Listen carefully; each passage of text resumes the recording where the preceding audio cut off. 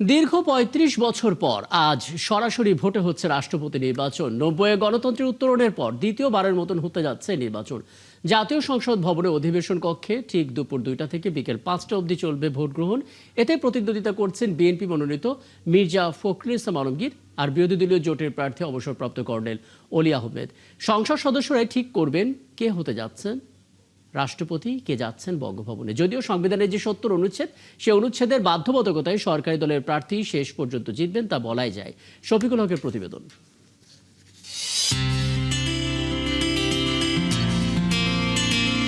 ৯১ সালে সংসদীয় গণতন্ত্রে ফেরার পর শুরু হয়েছিল যে যাত্রা, ৩৫ বছর পর সেই একই সাংবিধানিক প্রক্রিয়ায় আবারও রাষ্ট্রপতি নির্বাচনের মুখোমুখি বাংলাদেশ।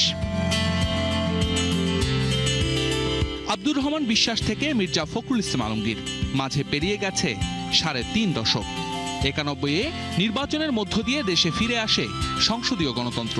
সংসদীয় ব্যবস্থার অন্যতম গুরুত্বপূর্ণ ধাপ ছিল নতুন রাষ্ট্রপতি নির্বাচন। এরপর বদলে যায় নির্বাচনের চরিত্র।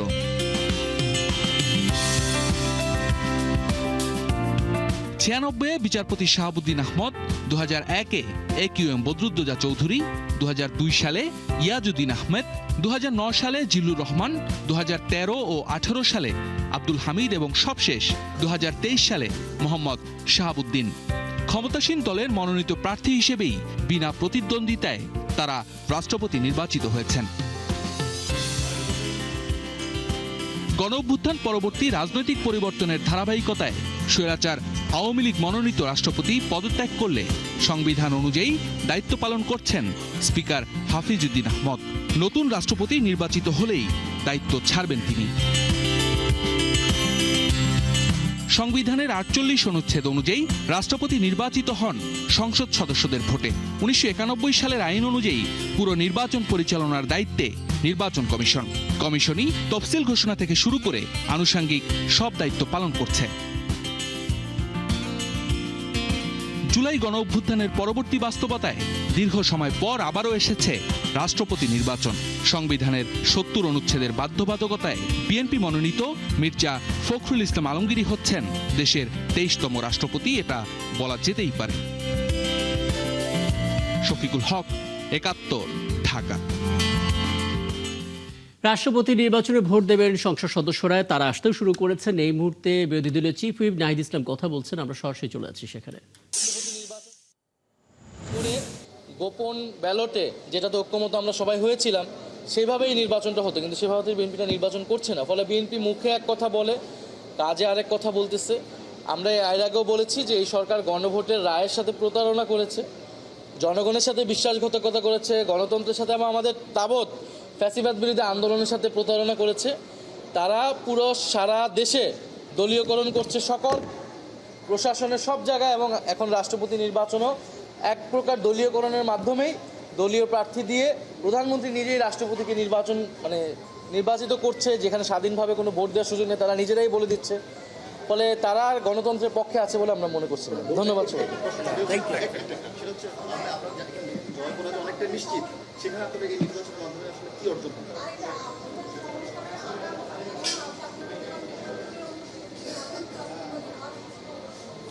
আমরা ৭০ অনুচ্ছেদ না থাকলে, ইভেন এখনও যেটা যদি স্বাধীনভাবে ভোট দিতে পারতো, তাহলে অবশ্যই এটা রাষ্ট্রপতির পদটা আরও বেশি সম্মানিত হতো, এবং রাষ্ট্রপতি এবং প্রধানমন্ত্রীর যে ক্ষমতার ভারসাম্য, সেই ধরনের ভারসাম্যর দিকে আমরা এগোতে পারতাম। কিন্তু সেটা তো আমরা আর এগোতে পারছি না। যেটা আমি কিন্তু এটা অনেকবারই বললাম, আমরা এটা একটা রাজনৈতিক অবস্থান নেওয়ার জন্য, জনগণকে একটা বার্তা দেওয়ার জন্যই আমরা এই নির্বাচনে অংশগ্রহণ করছি, যে আমরা গণতন্ত্রের প্রতি শ্রদ্ধাশীল। সরকার কোনো সংস্কার না করলেও আমরা এই রাষ্ট্রপতি নির্বাচনের প্রার্থী দিয়েছি, যাতে এই আলোচনাটা আসে, এই নির্বাচনটা কম্পিটিটিভ হয়, এই নির্বাচন প্রক্রিয়াটা নিয়ে মানুষ আরও বেশি সচেতন হয় এবং মানুষের কাছে এটা পরিষ্কার হয়। ধন্যবাদ। আসসালামু আলাইকুম। সংসদ ভবন এলাকায় আমরা ছিলাম, বিরোধী দলীয় চিফ হুইপ নাহিদ ইসলাম কথা বলছিলেন। বলে রাখা প্রয়োজন, আমাদের আরও ৩ জন সহকর্মী এখানে আছেন মোহন ইসলাম, ফারজানা আক্তার এবং শফিকুল হক। সবার সঙ্গে আমরা কথা বলবো, আপডেট নেব। শুরুতে যেতে চাই শফিকুল হকের কাছে। শফিকুল, নিশ্চয়ই শুনতে পাচ্ছেন আমাকে, এবং সকাল থেকে আমাদের অন্যান্য সহকর্মীদের মাধ্যমে আমরা পরিস্থিতি এবং প্রস্তুতি দুটোই দেখছিলাম। সময় অনেকটা গড়িয়েছে এবং আমরা দেখতে পাচ্ছিলাম সংসদ সদস্যরা আসতে শুরু করেছেন। কারোর সঙ্গে আপনার কথা হয়েছে কিনা, কার কি প্রত্যাশা এবং সার্বিক আয়োজন নিয়ে কে কি বলছেন, একটু জেনে নিতে চাই আপনার কাছ থেকে শফিকুল।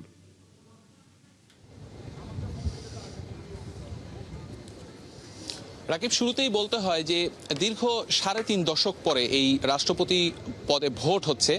বাংলাদেশের ইতিহাসে সবশেষ এটি হয়েছিল ১৯৯১ সালে, এবং সেই স্বৈরাচার এরশাদকে হটিয়ে যেই নির্বাচন, সেই নির্বাচন পরবর্তী বিএনপি এবং আওয়ামী লীগ তারা কিন্তু এই জাতীয় সংসদেই রাষ্ট্রপতি নির্বাচনে ভোট অনুষ্ঠিত হয়েছিল তাদের সেই সময়কাল, এবং তার পরবর্তীতে যেই রাষ্ট্রপতি যারা নির্বাচিত হয়েছেন তাদের কিন্তু সেই নির্বাচনটি হয়নি, কারণ দল যাকে মনোনয়ন দিয়েছে আর কোনো প্রতিদ্বন্দ্বী না থাকায় কিন্তু তারা একক প্রতিদ্বন্দ্বিতায় তারা নির্বাচিত হয়েছেন রাষ্ট্রপতি পদে। তো সেই অপেক্ষার অবসান হয়েছে, এবং ২৪-এর গণ অভ্যুত্থান পরবর্তী বাংলাদেশে যেই নতুন বাস্তবতায় আসলে এবারের এই ২০২৬-এ যেই বাংলাদেশের ২৩তম রাষ্ট্রপতি পদে দুজন প্রার্থী এখানে প্রতিদ্বন্দ্বিতা করছেন, এবং সেই প্রতিদ্বন্দ্বিতার মধ্যে বিএনপি সমর্থিত যিনি প্রার্থী রয়েছেন তিনি বিএনপি মির্জা ফখরুল ইসলাম আলমগীর, এবং জামাত সমর্থিত যিনি প্রার্থী রয়েছেন ১১ দলীয় জোটের মনোনীত যিনি প্রার্থী ডক্টর কর্নেল অবসরপ্রাপ্ত অলি আহমেদ। এই দুজন প্রার্থী আজকের এই রাষ্ট্রপতি পদে প্রতিদ্বন্দ্বিতা করছেন, এবং রাষ্ট্রপতি পদে যে ভোট অনুষ্ঠিত হতে যাচ্ছে সেই ভোটকে কেন্দ্র করে কিন্তু সব ধরনের যেই আনুষ্ঠানিকতা, যেই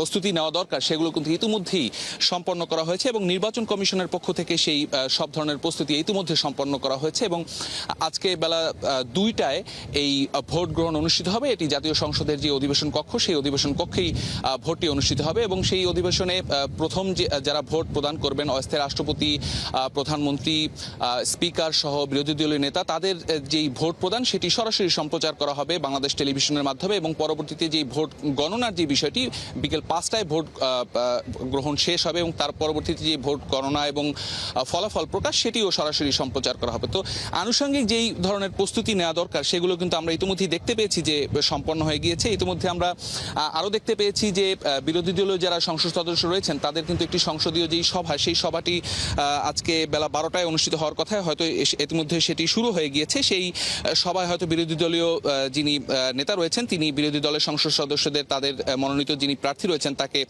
ভোট দেওয়ার আহ্বান সেখানে জানানো হবে। তবে সংসদে প্রবেশ করার আগে এই বিরোধী দলের পক্ষ থেকে একটি বক্তব্য এখানে রাখা হয়েছিল, যেখানে বলা হয়েছে যে সংবিধানের ৭০ অনুচ্ছেদ, যেটি সংসদের যারা মনোনীত প্রার্থী যিনি রয়েছেন তার বাইরে অন্য কাউকে ভোট দিলে তার সংসদ সদস্য পদ বাতিল হবে।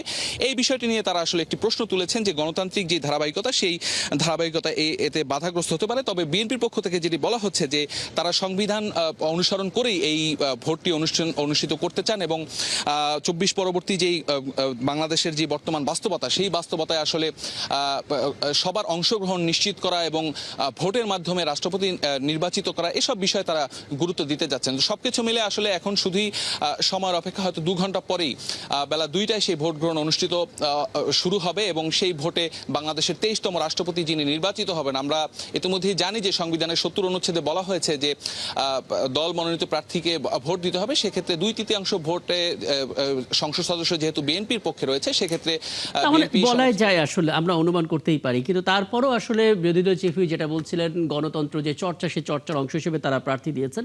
তা আমরা ঘন্টা দুয়েক পর নিশ্চয়ই সেই নির্বাচনের ছবিটা দেখতে পারবো, সরাসরি যেহেতু ভোট গ্রহণ হবে এবং সরাসরি সেটা দেখার সুযোগ থাকবে। আর এক প্রান্তে যেতে চাই, মোহন ইসলাম যুক্ত হচ্ছেন সেখান থেকে।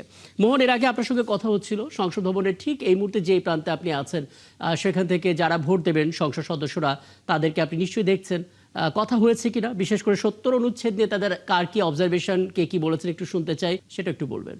রাষ্ট্রপতি নির্বাচনের যে প্রস্তুতি, সে প্রস্তুতি সম্পন্ন হয়েছে, এবং রাষ্ট্রপতি নির্বাচনের জন্য যে ব্যালট, সে ব্যালট নিয়ে কিন্তু আমরা দেখেছি একটু আগেই নির্বাচন কমিশনের যে কর্মকর্তারা রয়েছেন সেই কর্মকর্তারা ব্যালট নিয়ে সংসদে প্রবেশ করেছেন, এবং বিভিন্ন রাজনৈতিক দল অর্থাৎ সরকার দল, বিরোধী দলের যে এমপিরা রয়েছেন তারাও কিন্তু সংসদে প্রবেশ করছেন, এবং তারা আমাদের সাথে কথা বলছেন। জিজ্ঞেস করছিলাম বিশেষ করে ৭০ অনুচ্ছেদ নিয়ে আসলে কথা হচ্ছিল, আপনিও জানতে চাচ্ছিলেন ৭০ অনুচ্ছেদ নিয়ে এই পর্যন্ত বিরোধী দলের ২ জন কথা বলেছেন, বিশেষ করে চিফ হুইপ নাহিদ ইসলাম এবং হুইপ রফিকুল ইসলাম খান তারা দুজনেই কিন্তু বলছেন যে ৭০ অনুচ্ছেদের ফলে গণতান্ত্রিক যে ধারা সেই ধারা বাধাগ্রস্ত হচ্ছে। তাদের আসলে এক ধরনের বিশ্বাস যে যদি ৭০ অনুচ্ছেদ না থাকতো সেক্ষেত্রে সরকার দলের যে এমপিরা রয়েছে তারাও তাদের মনোনীত প্রার্থীকে ভোট দিত। ফলে তারা বলছে যে এমপিদের যে স্বাধীনতা ভোট দেওয়ার ক্ষেত্রে সেই বিষয়টা থাকছে না। কারণ আপনি জানেন ৭০ অনুচ্ছেদের ফলে যদি আপনার দলের বাইরে গিয়ে কেউ ভোট প্রদান করে সেক্ষেত্রে তার এমপিত্ব আসলে থাকে না। ফলে বিএনপি মনোনীত যিনি রাষ্ট্রপতি ক্যান্ডিডেট রয়েছেন তাকে কিন্তু বিএনপি যা সংসদ সদস্যরা রয়েছেন তাদের মানে সেই মির্জা ফখরুল ইসলাম আলমগীরকে কিন্তু ভোট দিতে হবে এবং 11 দলের যা সংসদ সদস্যরা রয়েছেন তাদেরকেও কিন্তু অলি আহমেদকে আসলে ভোট দিতে হবে। ফলে এই বিষয়টা কিন্তু বারবারই বলা হচ্ছে যে ৭০ অনুচ্ছেদ আলোচিত হচ্ছে এবং এর বাইরে কিন্তু বিএনপির সংসদ সদস্য যারা রয়েছে তাদের মধ্যে প্রবীণতম একজন নেতা বিএনপির ভাইস চেয়ারম্যান এবং আইনের মানুষ জয়নাল আবেদিন, তার সাথে আমরা কথা বলেছিলাম। তিনি বলছিলেন যে এই ৭০ অনুচ্ছেদ তো আসলে এই সরকার করেনি, এটা দীর্ঘদিন যাবৎ সংবিধানে রয়ে গিয়েছে এবং ফ্যাসিস্ট সরকার অর্থাৎ আওয়ামী লীগের পতনের পর যে একটি সরকার এসেছিল অন্তর্বর্তী সরকার, সেই সরকারও তো ৭০ অনুচ্ছেদ বাদ দেয়নি বা তারও তো সংবিধানে হাত দেয়নি। ফলে সংবিধানের যে রীতিনীতি আছে বা সংবিধান অনুযায়ী ভোটটা হবে, ফলে ৭০ অনুচ্ছেদ এখানে কার্যকর হচ্ছে এবং ভোটাররা আসলে প্রকাশ্য ভোট দিতে হবে এবং দলের যে মনোনীত প্রার্থী রয়েছেন সেই প্রার্থীকে ভোট দিতে হবে। সেই হিসাব করলে বলা যায় যে দুপুর 2টা থেকে 3টা পর্যন্ত 5টা পর্যন্ত ভোট হবে। সে 5টার পর কিন্তু মির্জা ফখরুল ইসলাম আলমগীর হতে যাচ্ছেন বাংলাদেশের 23তম রাষ্ট্রপতি। এর বাইরে বলে রাখি যে এই সংসদে 8 জন আপনার স্বতন্ত্র সংসদ সদস্যরা রয়েছেন। সেই 8 জন স্বতন্ত্র সংসদ সদস্য কোথায় ভোট দেন বা তাদের ভোটটা কার পাল্লায় যায় সেইটা নিয়ে কিন্তু মানুষের মধ্যে একটা আগ্রহ রয়েছে। আমরা এখন পর্যন্ত স্বতন্ত্র প্রার্থীদের দেখা পাইনি, পেলে কথা বলে আপনাকে জানাতে পারবো যে আসলে তাদের মনোভাবটা কি। মোটা থেকে বলতে গেলে আপনার ব্যালট বাক্স সহ সব ধরনের প্রস্তুতি নেওয়া হয়েছে। একদম, আসলে স্বতন্ত্র প্রার্থীরা কাদেরকে ভোট দেবেন সেটা নিয়ে নিশ্চয়ই একটা কথা বলার সুযোগ রয়েছে, সেটা নিয়ে আপডেট আপনার কাছে জানার চেষ্টা করবো এবং নির্বাচনী কর্মকর্তাদের কি পরিমাণ উপস্থিত থাকবেন সেই উপস্থিত নিয়েও পরবর্তীতে আলাপ করবো নিশ্চয়ই আপনার সঙ্গে। মোহন ইসলাম, ফারজানা আক্তার এবং শফিকুল হক 3 জন সহকর্মী যুক্ত ছিলেন। রাষ্ট্রপতি নির্বাচনে যে প্রস্তুতি চলছে সে আপডেট আমাদেরকে জানাচ্ছিলেন। ভিন্ন প্রসঙ্গ, দেশে হাম এবং ডেঙ্গুর মতো রোগ একসঙ্গে দেখা দিলেও পরিস্থিতি নিয়ে বর্তমান সরকার উদ্বিগ্ন নয় বলে সাফ জানিয়ে দিয়েছেন স্বাস্থ্যমন্ত্রী সরদার মোহাম্মদ সাখাওয়াত হোসেন। সকালে দক্ষিণ সিটি কর্পোরেশনের নগর ভবনে ওরাল কলেরা টিকাদান ক্যাম্পেইনের উদ্বোধনী অনুষ্ঠানে তিনি এসব কথা বলেন। 22 আগস্ট থেকে শুরু হওয়ায় বিশেষ কর্মসূচিতে দেশের প্রায় 51,75,000 মানুষ টিকা পাবে বলে জানান মন্ত্রী। প্রথম পর্যায়ে ঢাকার 2 সিটির 7 এলাকা এবং মুন্সিগঞ্জ, নারায়ণগঞ্জ, কিশোরগঞ্জ এবং ব্রাহ্মণবাড়িয়া সহ মোট 14টি উপজেলার মানুষ এই টিকা পাবে। পরবর্তীতে দেশের সব জেলা উপজেলায় গর্ভবতী নারী ছাড়া 1 বছরের বেশি বয়সী সবাই পাবেন এই ওরাল ভ্যাকসিন। প্রথম ডোজের পর আগামী 26 সেপ্টেম্বর থেকে কলেরা ভ্যাকসিনের দ্বিতীয় ডোজের কার্যক্রম শুরু হবে বলে জানান স্বাস্থ্যমন্ত্রী।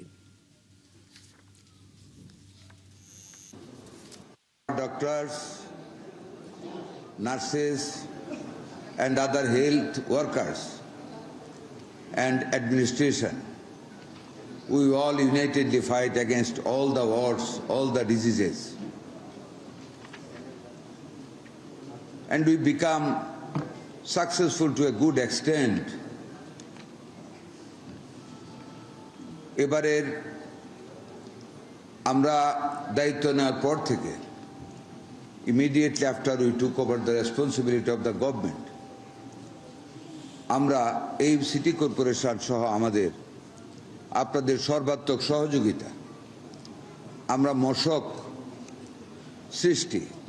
সৃষ্টির ক্ষেত্র অনেকটা কন্ট্রোলে আনতে পেরেছি। এটা আমার কথা নয়, ঢাকা শহরের মানুষরা বলে যে এবার মশার আক্রমণ কম। কলকাতার শিখা ইন্টারন্যাশনাল হোটেলে অগ্নিকাণ্ডে নিহত 9 জনের মধ্যে 7 জনই বাংলাদেশের নাগরিক, বাকি 2 জন ভারতীয়। মৃত বাংলাদেশিদের মধ্যে 4 জন কুষ্টিয়ার, 1 জন ঢাকার এবং 2 জন সাতক্ষীরার। কুষ্টিয়ার 4 জন হলেন দেবাশিস দত্ত, তার স্ত্রী আফসানা শারমিন, ছেলে স্বর্ণশীষ দত্ত এবং শ্বশুর আকরাম হোসেন। নিহত আহমেদ বাবু ঢাকার সাভারের বাসিন্দা। আর সাতক্ষীরার 2 জন হলেন SM আলিউজ্জামান এবং রেবতী সরকার, তারা সাতক্ষীরার কালীগঞ্জের বাসিন্দা। ওদিকে ঘটনার পর একাধিক বাণিজ্যিক কাঠামো নিরাপত্তা ব্যবস্থা খতিয়ে দেখতে আলাদা তদন্ত কমিটি গঠনের ঘোষণা করেছে কলকাতা পৌরসভা। ধারণা করা হচ্ছে হোটেলটি যথাযথ কাগজপত্র ছিল না। কলকাতার হোটেলে অগ্নিকাণ্ডের পর নিউ মার্কেট এলাকার বিভিন্ন হোটেল, গেস্ট হাউস এবং ব্যবসা প্রতিষ্ঠানে অভিযান চালিয়েছে পুলিশ। বুধবার সন্ধ্যায় হোটেলগুলোর নিরাপত্তা খতিয়ে দেখতে এই অভিযান চালানো হয়। ওদিকে ঘটনার জন্য মমতা বন্দ্যোপাধ্যায়ের শাসন আমলের দুর্নীতিকে দায়ী করেন পশ্চিমবঙ্গের মুখ্যমন্ত্রী শুভেন্দু অধিকারী। শুভেন্দু অধিকারী ছাড়াও বিরোধী দলের বাম দলগুলোর নেতাদের একই অবস্থান। ঘটনা তদন্তে 5 সদস্যের সিট গঠনের নির্দেশ দিয়েছেন মুখ্যমন্ত্রী শুভেন্দু অধিকারী। নিহতের পরিবারের লোকজন সুবিচার পাবেন বলেও আশ্বাস দেন তিনি। চলছে সংবাদ সংযোগ। সরাসরি সংবাদ অনুষ্ঠান দেখতে চোখ রাখুন একাত্তর ফেসবুক পেজে এবং সাবস্ক্রাইব করুন একাত্তর ইউটিউব চ্যানেল। থাকুন একাত্তরের সাথে।